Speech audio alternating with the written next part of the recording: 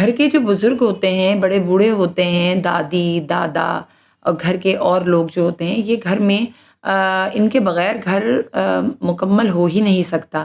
یہ گھر کے وہ جو ہے پلرز ہوتے ہیں، وہ ان کی طاقتیں ہوتی ہیں، جن کے دم سے جو ہے وہ گھر میں رونق ہوتی ہے، اور گھر میں اگر جس گھر میں رونق نہیں ہے، تو وہ گھر صرف اینٹوں کا جو ہے وہ مکان رہ جاتا ہے، وہ گھر گھر نہیں رہتا۔ گھر بنتا ہی لوگوں سے، لوگوں کے رویوں سے، خوشیوں سے اور ادب و احترام سے، بزرگوں سے۔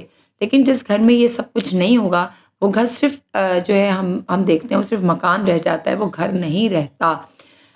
بچوں کی تربیت میں آپ یہ لازمی ڈالیے کہ وہ گھر کے رشتوں کی قدر کریں، عزت کریں، محبت کریں، احترام کریں۔